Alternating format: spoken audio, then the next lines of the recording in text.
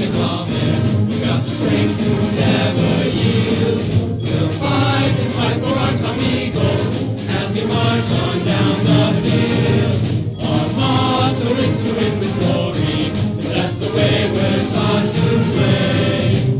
Do or die for old St. Thomas, fighting Eagles all the way. Hey!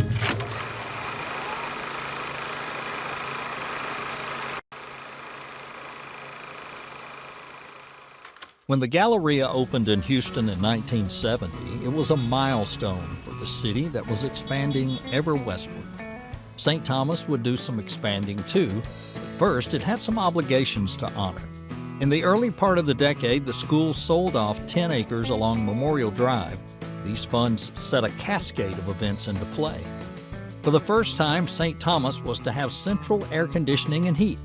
The remaining funds were used for a new football stadium, track and field facilities, and to pay down some old debt that the school had acquired. A new flagpole and a circular drive were added to the front of the school, enhancing its curb appeal and improving carpool traffic. All of these things were possible due to fundraising. And there was a time for a change in the fundraising office at St. Thomas High School. It became the development office. One of its main goals was to educate our community in what our needs and goals were for the school. And they felt that fundraising needed to be focused through charitable organizations, businesses, and our greater Catholic communities. Another great event that was going on, it was our opportunity to celebrate our 75th anniversary of St. Thomas High School. While that milestone was in the works, St. Thomas celebrated another one. At the event commemorating the school's 70 years of existence, George Strait Jr., class of 1953, was the master of ceremonies.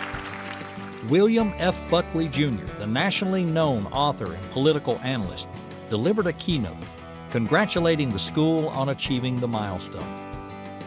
The decade was off to a rousing start for St. Thomas. In 1971, it received a Texas historical marker, which paid tribute to the Basilian Fathers who relied on faith and grit in equal measures to build the school. That same year, the Mothers Club style show featured the fashioned designer Victor Costa. The Houston-born designer and class of '54 alum was well on his way to being a success.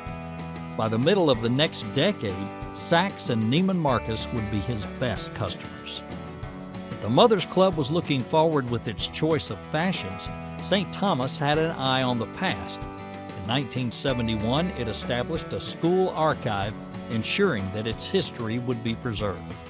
2 years later, the Basilian Fathers would celebrate their own history with a Mass at St. Anne's Church commemorating the religious order's 150th anniversary.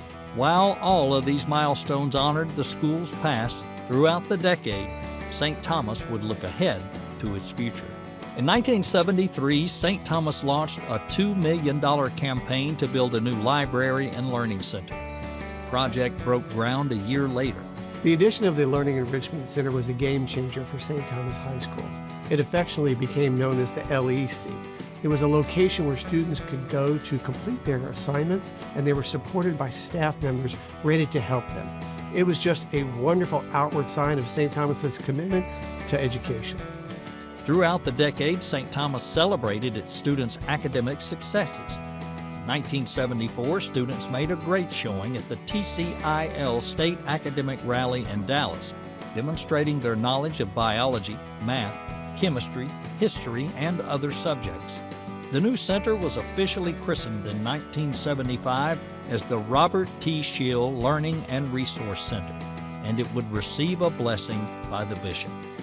It immediately became a hub of academic life. 1975 also marked the school's 75th anniversary, as well as the birth of the St. Thomas Foundation Board. A new fiscal arm of the school, the new board focused its fiduciary skills on promoting scholarships for students and financial investments for the school. These milestones coincided with the Texas State Bicentennial, and the school would receive a special citation marking that event in 1976. Across the country in 1976, America celebrated its founding. Cities and towns, large and small, commemorated the bicentennial with parades, fireworks, and patriotic displays. 1976 also saw the first inductees to the school's Hall of Honor celebrated. These alumni embodied the values St. Thomas worked so hard to instill in its students. Showcasing their success made the virtues of goodness, discipline, and knowledge tangible things for the entire St. Thomas family. Those whose images hang in the hall served their school, their communities, and their country. Among the first to be inducted was U.S. Congressman William Archer, class of 1945. He would not be the last politician to be recognized for his good works. As St. Thomas came into the latter part of the decade, school spirits were high. The 1977 Roundup campaign grossed more than $103,000. A new dimension was added to the annual fundraiser, an auction. It included items like a quilt made by members of the Mothers Club and paintings by Father Wilson. The auction would be the foundation for years to come. St. Thomas was always proud to have athletics as a cornerstone of student life. In 1978, Jackie Burke, a school alumnus, was inducted into the Texas Sports Hall of Fame. The pro golfer won 17 tournaments in his career, including the Masters in 1956. In addition to its athletes, St. Thomas would graduate generations of young men who would take up the mantle of leadership. In 1977, Jim McCann, class of 1944, was elected mayor of Houston in a landslide runoff election. He was the second and currently the last Republican to hold the office. The decade would close with another source of pride for the school. In 1979, the tuition was $1,200 annually. That was an amount that was out of reach for many Houston students, and St. Thomas could have easily filled its classrooms with the sons of the city's well-to-do families. But it didn't. It's always been the mission of the Basilian Fathers to provide a quality Catholic education to the young men of Houston, Texas. They believe that every young man should have the opportunity to receive that. It's been the mission since 1900, and it stands firm today. In 1979, St. Thomas offered $160,000 in scholarships. The school's principal, Father Gaunt, would describe the campus as the real world with both rich kids and poor kids. As St. Thomas looked to the coming decade, it would continue to reflect the city it served.